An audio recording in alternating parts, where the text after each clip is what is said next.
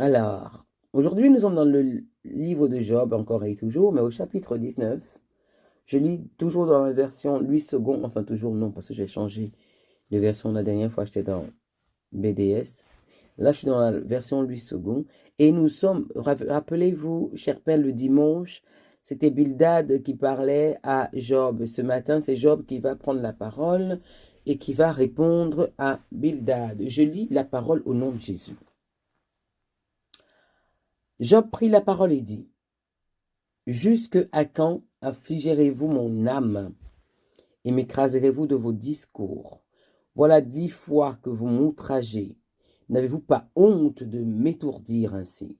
Si réellement j'ai péché, seul j'en suis responsable. Pensez-vous me traiter avec hauteur? Pensez-vous démontrer que je suis coupable? Sachez alors que c'est Dieu qui me poursuit. Waouh! Eh, Nzambe nanga yo mbandeko. Clin d'œil encore du Seigneur à Job, hein. Et qui m'enveloppe de son filet. Eh, Nzambe nanga yo. Chère Perle, pardon, il faut que je fasse une pause, je suis obligée. Est-ce que tu te souviens, depuis qu'on a commencé ce partage de livre de Job, que Job n'a pas arrêté de dire, oh, moi, j'ai toujours été impeccable, je n'ai jamais péché, j'ai toujours marché de manière droite. Pourquoi autant d'affliction? Pourquoi ceci? Pourquoi cela? En fait, notre ami Job, depuis le début des lamentations, si on a bien suivi, hein, reconnaît, a des sursauts comme ça de lucidité, comme si, par moment, l'Esprit de Dieu ouvrait un pan de son esprit pour qu'il comprenne. C'est toi-même Dieu qui me poursuit. C'est toi Dieu qui m'a retenu et qui me tient dans tes filets, qui me maintient prisonnier dans tes filets. Ah, merveilleuse perle de Dieu. J'ai rendu mon témoignage ici quand je vous avais dit, hein, que le Seigneur disait comme ça, Franciane, c'est moi-même qui ai tout soufflé sur tout ce que tu avais, parce que vraiment tu étais devenu trop têtu avec moi. Est-ce que vous vous rendez compte ici que le Seigneur est en train de dire comme ça, Job est en train de dire comme ça à ses compagnons, là, ses 3 amis, je reconnais moi-même que c'est Dieu qui est en train de me poursuivre. C'est Dieu qui est en train de me malmener, de me bousculer dans tous les sens. C'est pour ça que parfois, je dis souvent qu'on accorde trop de crédit à Satan. Moi, je dis souvent comme ça, ne sois pas choqué, hein, cher Père, que Satan, c'est le bras armé de Dieu. Qu'est-ce que Satan peut faire sans l'aval de Dieu? Qui est parti, qui est monté dans le conseil de Dieu pour demander, oh, laisse-moi seulement attaquer Job? C'est Satan. C'est lui, hein, qui est monté là-bas dans le conseil de Dieu pour dire, Job, regarde-moi Job, lui, il est comme ça parce que tu l'as béni. Seigneur, je ne sais pas pourquoi tu veux que je fasse cette synthèse, mais je vais la faire assez rapidement. Quand Satan est monté, vous vous souvenez dans les premiers chapitres, quand Satan montre dans le conseil de Dieu, là où il allait, là où Dieu tient sa réunion avec ses fils, que Dieu lui demande, mais d'où tu viens? Oh, ben je me baladais sur la terre. Et ce merveilleux Adonai, très très fier de sa créature que nous sommes, que tu es, cher Père, il se vante devant Satan. Il dit, hé, Satan, tu as vu Job, là, mon fils, qui fait ma volonté, il est sage, il est obéissant, il fait ses sacrifices d'action de grâce, toute sa vie, il me loue, il m'aime pour qui je suis. Ça, c'est quoi que c'est ça qui a bien choqué Satan. Satan dit quoi? Lui, jamais. Il t'aime parce que tu l'as béni, tu lui as tout donné. Prends-lui seulement tout, tu vas voir qu'il te maudit en face. Je fais vite une synthèse, hein. Et Dieu va laisser Satan enlever tout à Job 1. Et malgré cela, Job va continuer à adorer Dieu. Il va remonter vers Dieu pour dire oui, oui, oui, oui, mais il t'aime toujours parce qu'il a encore la santé. La santé mentale, la santé émotionnelle, la santé physique. Dieu va dire ok, prends-lui tout. Mais ne touche pas à son âme. Ne le tue pas. Et ce qui est merveilleux, et Satan va accabler Job de tous les maux. De tous les maux. Mais j'aime quand Job parle. Il dit, c'est le Seigneur qui m'entoure de son filet. C'est lui qui m'enveloppe de son filet. C'est Dieu lui-même qui me poursuit. Derrière Satan, il y avait qui?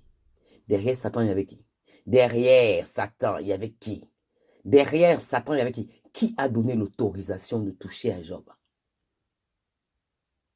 c'est Adonai lui-même. Qui a la puissance et le pouvoir d'arrêter Satan? C'est Adonai lui-même. Donc, si Adonai lui-même a donné le pouvoir à Satan de persécuter Job, ça veut dire que qui persécute Job? Qui persécute Job? C'est Dieu lui-même. Job s'est pas arrêté là pour dire, oh, l'ennemi m'accable, l'ennemi m'accable, l'ennemi m'accable. Moi, j'ai toujours dit que, et je le répète encore,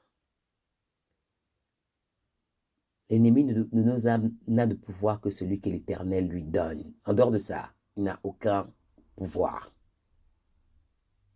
C'est pour ça qu'un enfant de Dieu ne peut pas avoir peur d'un petit sorcier. Parce qu'un sorcier est animé par un esprit qu'on nomme ici, qu'on peut appeler ici sur la terre des hommes, un démon. Un sorcier, c'est un être humain animé d'un esprit possédé par un démon. Ça veut dire que toi, enfant de Dieu qui as peur du sorcier, tu as peur d'un démon. Tu as peur d'un esprit maléfique.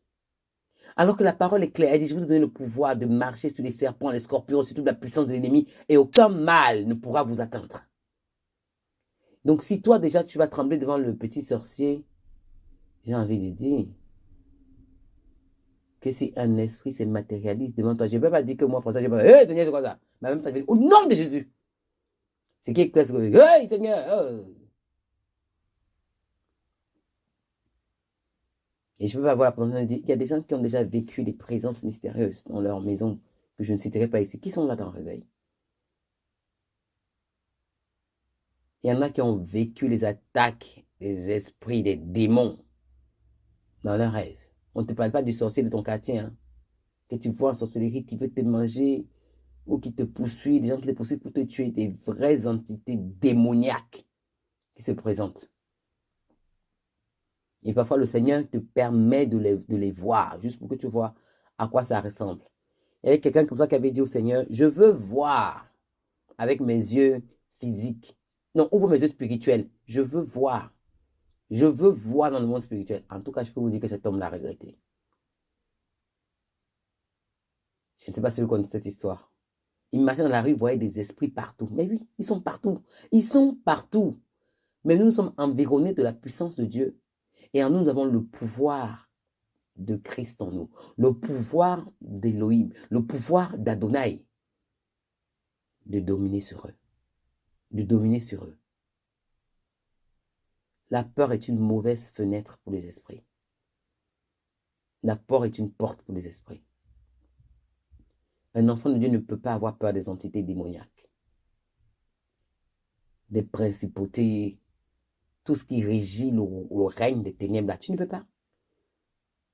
Parce que tant que ton Père dans les cieux des cieux n'a pas donné son accord, n'a pas tendu son sceptre comme ça pour dire touche et tu peux. Je ne veux pas parler des petits démons, ni des principautés, ni des généraux de Satan. Je parle de Satan lui-même. Si Dieu ne donne pas l'autorisation à Satan de ne pas te toucher, à plus forte raison, ses sbires. À plus forte raison, ceux qui sont à sa solde.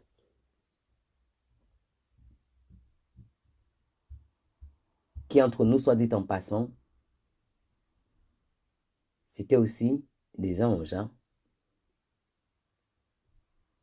qui ont été réduits comme ça là, à cette identité vile, qui sont devenus des démons. Oh, Banderibos, les vases de colère, qu'on pouvait dire une perle hier.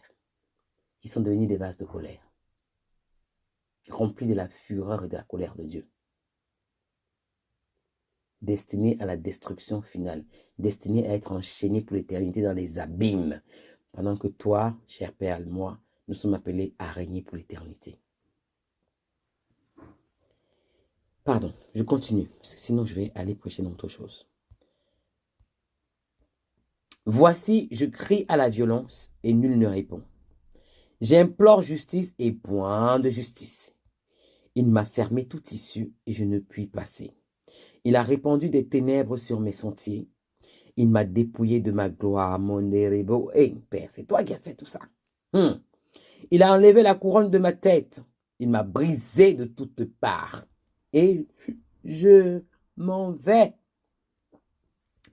Il a arraché mon espérance comme un arbre. Il s'est enflammé de colère contre moi. Il m'a traité comme l'un de ses ennemis. Ses troupes se sont de concert mises en marche. Elles se sont frayées leur chemin jusqu'à moi. Elles ont campé autour de ma tente. Il a éloigné de moi mes frères et mes amis se sont détournés de moi. Oh, Nzambe. Je suis abandonné de mes proches comme c'est vrai. Je suis oublié de mes intimes comme c'est vrai. Les amis, la femme. Je suis un étranger pour mes serviteurs et mes servantes. Ouais, maintenant qu'ils le méprisent, je ne suis plus qu'à leurs yeux. Je ne suis plus à leurs yeux qu'un inconnu. J'appelle mon serviteur et il ne répond pas, évidemment. Tu n'as plus la gloire. Je le supplie de ma bouche et c'est en vain. Mon humeur est en charge à ma femme qui ne le supporte plus parce qu'elle aimerait bien que tu régnes, Dieu. Et ma plainte au fils de mes entrailles. Je suis méprisé même par des enfants. Si je me lève, je reçois leurs insultes. C'est normal, tu as des pustules partout sur le corps. Les enfants se moquent de toi. Ce que j'avais pour confident m'ont en horreur, mes amis, mes intimes. Ce que j'aimais se sont tournés contre moi. Mes os sont attachés à ma peau et à ma chair. Il ne me reste plus que la peau des dents. Ayez pitié de moi, vous mes amis. Oh! Je vais m'arrêter au verset 20. Mes os sont attachés à ma peau et ma chair. Et à ma chair, il ne me reste que la peau des dents. Je vais faire une pause pendant un moment. Je vais faire une pause pendant un moment à ce verset 20. Job. Job est méprisé de tous. Il dit comme ça que le Seigneur a envoyé son armée contre lui. Comme je vous dis encore ici là. Le Seigneur a donné l'aval à Satan. C'est vrai que derrière les tribulations de Job, c'est lui, mais c'est pas, mon papa, il ne fait pas le sale boulot. Permettez-moi, hein? Non, non, non, non, non, non, non, non, non, non. Parce qu'il ne saurait pas lui-même affliger son enfant, parce qu'à un moment, l'amour qu'il va remonter, puis il aura vite compassion. Il ne peut pas. Souvenez-vous de David. David a dit que je tombe sous ta main. Quand le prophète allait dire, je crois que le prophète Samuel allait dire à David, tu as péché. Voici ce que le Seigneur te propose comme option. Soit tu seras battu par tes ennemis, soit. David a dit, c'est mon Seigneur, que je tombe seulement sous ta coupe. Que je tombe sous la coupe de ta colère. Parce qu'au moins, je sais que quand je vais crier à toi,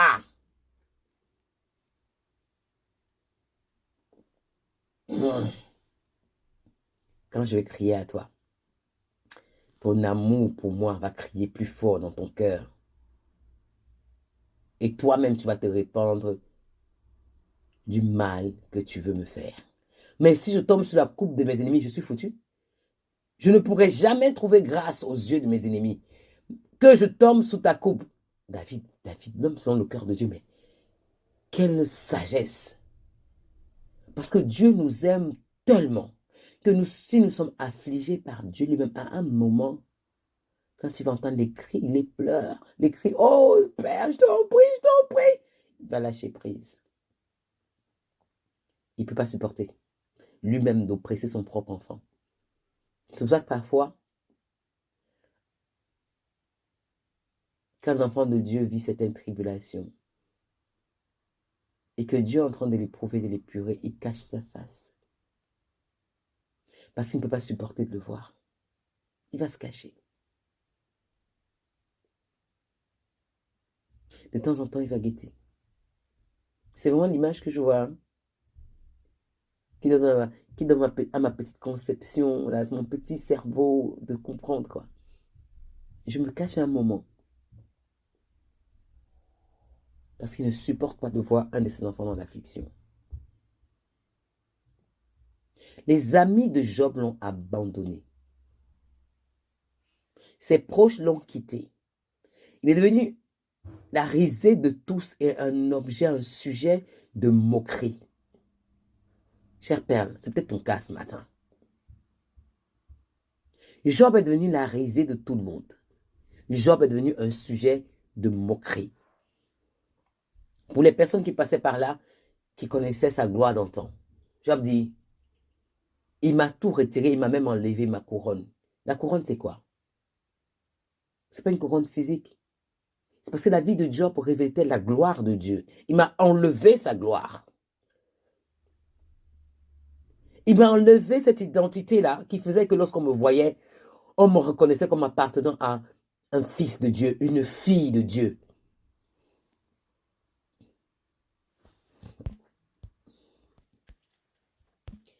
Ma femme même est contre moi. Mes serviteurs même et mes servants ne me respectent plus.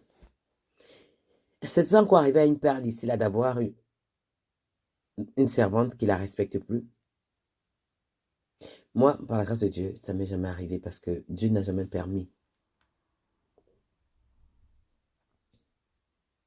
Depuis les temps des temps que le Seigneur, où le Seigneur m'avait élevé, où j'avais des personnes qui pouvaient travailler pour moi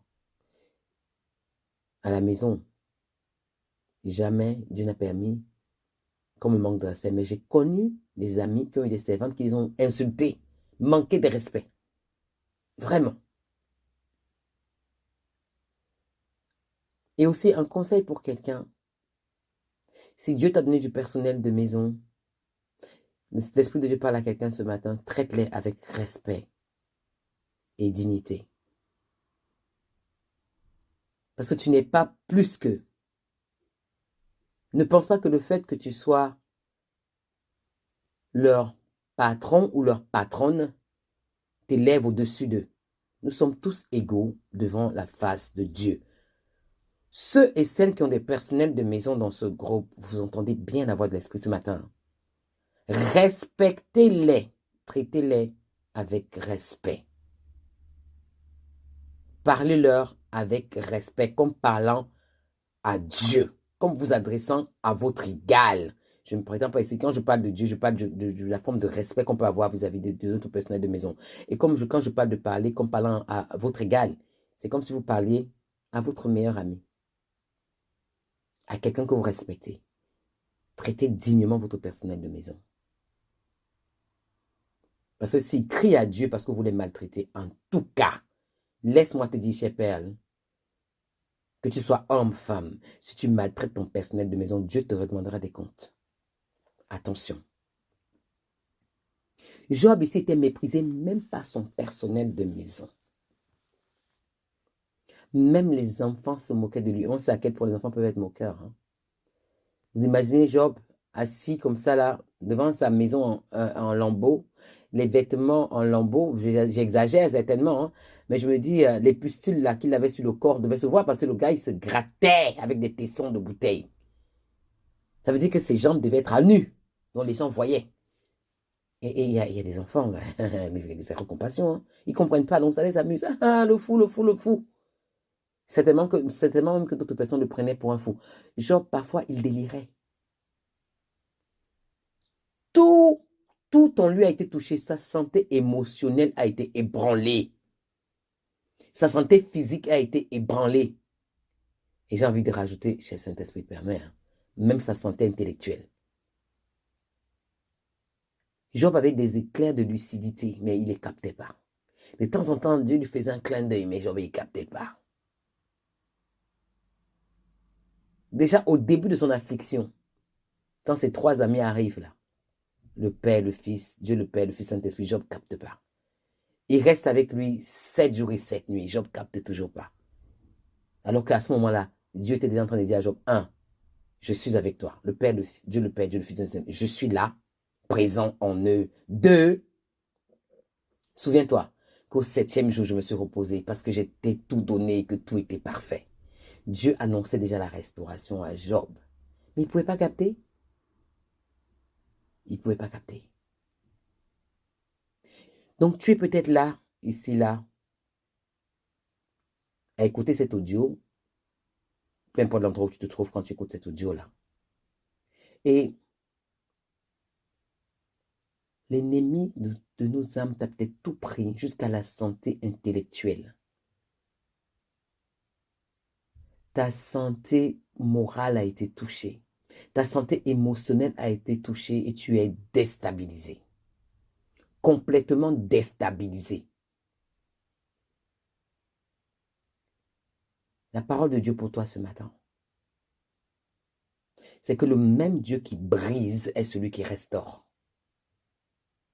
Et ma prière pour toi ce matin, c'est que ta santé physique soit restaurée, que ta santé mentale soit restaurée, que ta santé émotionnelle soit restaurée, que ta santé intellectuelle soit restaurée au nom puissant de Jésus-Christ de Nazareth. Et au-delà de toute chose, que ta santé spirituelle soit restaurée au nom de Jésus. Pour toi qui es sujet de raillerie et de moquerie, pour toi qui un jour a décidé de choisir le Seigneur et de le suivre. Comme je connais quelqu'un qui me disait, « Ah, maintenant j'ai envie d'aller à l'église. Hein. C'est un peu bizarre, n'est-ce pas? Que j'ai envie d'aller à l'église, mais c'est bizarre, mais j'ai quand même envie d'y aller. » Cette honte-là que l'on peut avoir de proclamer Christ à la face des hommes, de le laisser transparaître partout où nous sommes, de peur que les gens disent, « Ah, mais t'es chrétienne, donc tu pries. » Ce matin, que l'Éternel t'enlève cette honte, au nom de Jésus. Laisse les moqueurs se moquer. Laisse les accusateurs t'accuser. Laisse ceux qui veulent te jeter la pierre, te jeter la pierre. Garde tes yeux fixés sur la montagne de Sion. Parce que l'Éternel est le Dieu qui te justifie. C'est lui qui crée les ténèbres, l'adversité, et c'est lui aussi, de son bras puissant et armé, qui t'en délivre par sa main puissante. C'est lui qui te sort des ténèbres vers son admirable lumière. Le même Dieu. Les ténèbres lui appartiennent, la lumière aussi. L'adversité lui appartient. Quand je dis lui appartient, c'est lui sont soumis. La délivrance aussi. Alors laisse les gens se moquer. Si les gens te persécutent, laisse-les te persécuter. Christ aussi a été moqué. Christ aussi a été persécuté sur la terre des hommes. Lui aussi, il a été rejeté, insulté, bafoué, méprisé. Glorifie-toi donc dans les tribulations. En sachant que les tribulations que tu traverses aujourd'hui annoncent la gloire de Dieu demain dans ta vie, sur ta vie. Annonce la gloire de Dieu, merci, ce matin dans ta vie, pour ta vie. Je poursuis la parole. Job ici maintenant parle à ses amis. Ayez pitié de moi, vous mes amis, car la main de Dieu m'a frappé. Pourquoi me poursuivre comme Dieu me poursuit? Pourquoi vous montrez insatiable de ma chair? Oh, je voudrais que mes paroles fussent écrites, qu'elles fussent écrites dans un livre.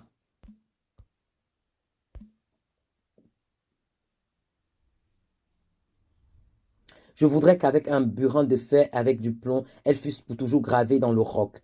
Mais je sais que mon Rédempteur est vivant. Wandereboke, cet esprit. Ah! Tu précèdes toutes choses, n'est-ce pas? Mais je sais que mon Rédempteur est vivant et qu'il se lèvera le dernier sur la terre. Quand ma peau sera détruite, il se lèvera. Quand je n'aurai plus de chair, je verrai Dieu. Je le verrai et il me sera favorable. Que ce soit une parole dans ta vie. Serviteur, servante de l'Éternel. Digne fille et digne fils de Jésus. Job dit, je voudrais qu'avec un burin de fer, que mes paroles soient gravées dans le roc. Qui est le roc? C'est Jésus.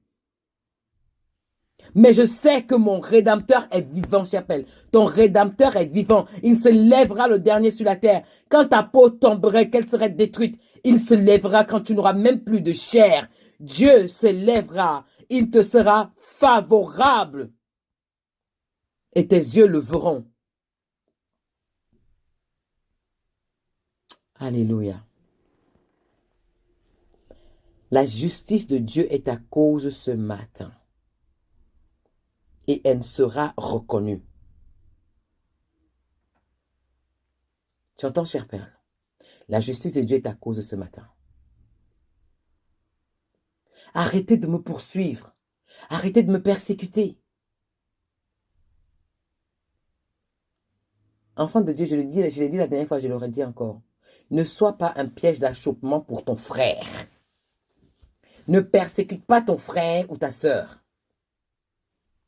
Car que sais-tu de ce que Dieu est en train de faire dans sa vie? Que sais-tu de ce qu'il est en train de traverser? De qui en est l'initiateur? Alors évite, avec tes conseils inspirés de la chair, de reprendre un frère ou une sœur. Encourage, encourage, encourage. Portez les fardeaux les uns les autres. Encore une fois, ce n'est pas en vain que Christ a envoyé les disciples deux par deux. Comme pouvait dire la sœur Valouia dans le Zoom, il y a les compagnons de la destinée et puis il y a les compagnons de l'œuvre. Et puis il y a les compagnons de la vie. Il ne faut pas confondre. Soutenons-nous les uns les autres, portons-nous les fardeaux les uns les autres. N'accablons pas, ne soyons pas de ceux qui accablent, mais soyons plutôt de la génération qui encourage, qui fortifie, qui porte les gens vers le haut.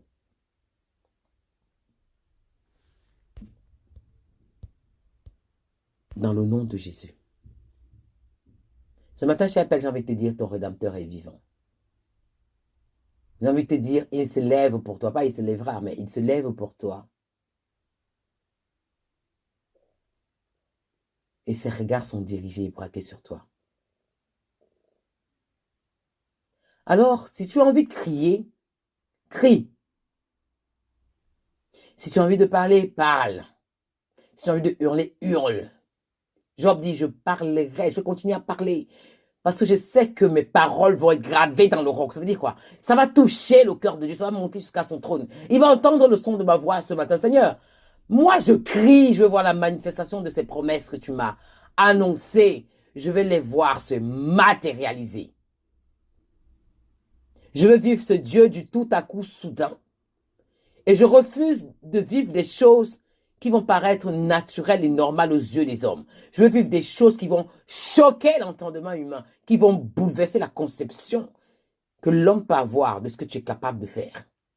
Je veux être un témoin vivant, un témoin vivant, un témoin vivant, un témoin vivant de la manifestation de la divinité de Dieu sur la terre des hommes, de la manifestation de ta puissance, du miracle impalpable et inconcevable par la mentalité de l'homme aujourd'hui qui croit que tu n'es que le Dieu de la Bible,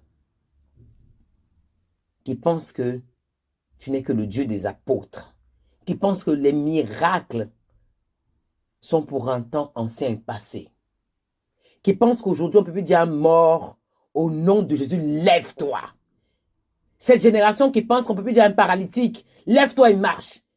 Cette génération qui pense qu'on ne peut plus dire à un sourd, souffler dans ses oreilles et dire, maintenant au nom de Jésus, entends la voix de l'Esprit de Dieu. Cette génération qui pense qu'on ne peut plus dire à un malade qui est en stade terminal dans son cancer, je déclare au nom de Jésus que toutes tes cellules sont restaurées. Cette génération qui pense qu'on ne peut plus dire à une femme qui n'a plus d'utérus,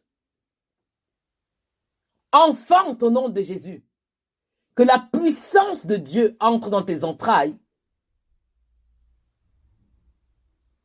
afin que le miracle d'enfantement se produise en toi, sans utérus.